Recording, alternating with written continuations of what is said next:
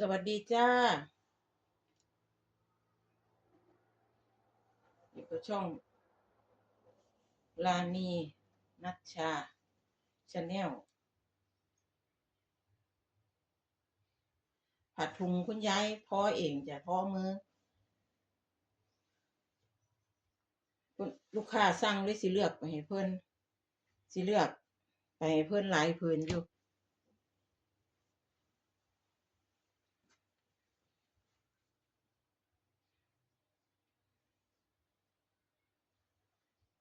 อันนี้ลายต้นสนลายนาคต้นสนบ่นี่เขาก็บ่ฮู้จักชื่อดอกคุณยายเป็นคนพอ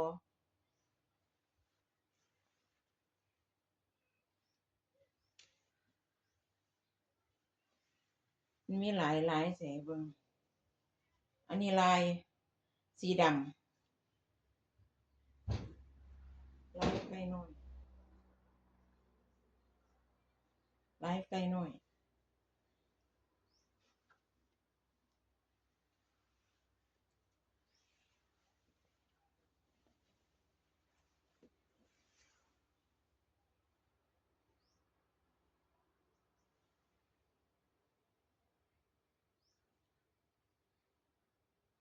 จักลายหยังลายนาคล่ะลายนาค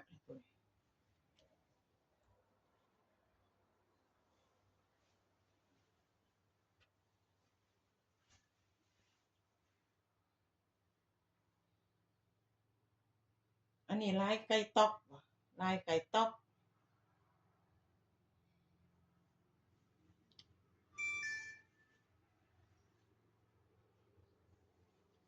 อันนี้สีดำอันที่ผ่านมาเมื่อนึงน่ะสีกรมเด้อจ้ะอันนี้สีดำลายไหบ้านเชียง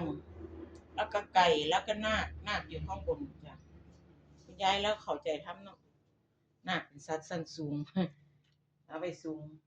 เพราะว่าอยู่น้ำวัดน้ำว้าเนาะสีกรม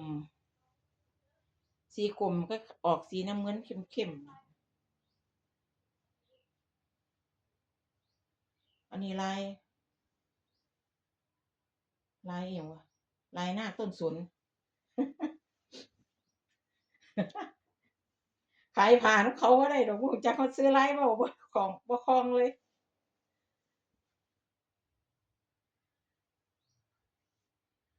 อันนี้ไล่ข้าวหลามตัดนี่อันนี้ตั้งชื่อเองบ่รู้จักชื่อดอกผู้ใดรู้จักชื่อก็บอกแหน่เด้อ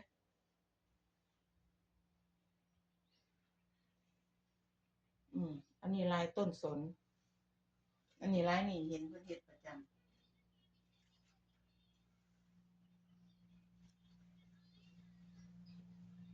อันนี้สีนี่สร้างเฮ็ดพิเศษเอาไว้นุ่งเจ้าของสีทองลายนาคต้นสนคือกันโอ้บ่แม่นลายไก่ลายไก่ตอกกับต้นสนสร้างเฮ็ดพิเศษน่ะสร้างแม่เฮ็ดให้ต่างหาก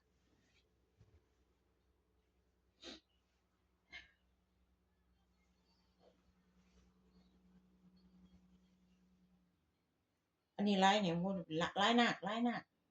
กับอัน 1 2 3 4 5กับชัดลายหน้ากับชัดเนาะ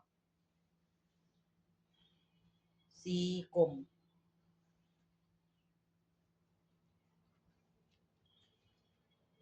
อันนี้สีดำก็ลายไก่ตอกอันนี้หยิบแล้วหยิบว่าจะไว้นุ่งเจ้าของนี่ล่ะแต่ว่าบ่นุ่งดอก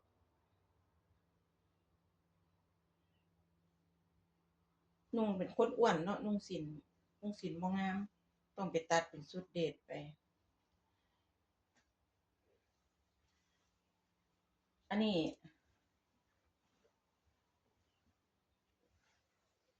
คุณยายคุณยายแม่ข่อยน่ะที่เพิ่นปลูกผักน่ะเพิ่นเป็นคนเฮ็ดเพิ่นเป็นคนตั้งแต่เริ่มปั้นได้ทอได้แล้วก็อันมัดหมี่เองย้อมเองอันนี้ข่อยอันนี้ข่อยสั่งดอกเนี่ยข่อยขอ2ลายในผืนเดียวได้บ่เพราะว่าสิเอาไว้ตัดเสื้อว่าซั่นก็เฮ็ด เขาสิแยกพื้นก็ได้หรอกว่าตัดครึ่งแต่ว่าเจ้าของอยากได้ เป็นคนที่มักหลายเอาไปตัดเสื้อตัวเนี้ยตัวนี้สิเอาไว้ตัดเสื้อเป็นชุดเดทไปซั่นล่ะชุดเดทไปซั่นล่ะ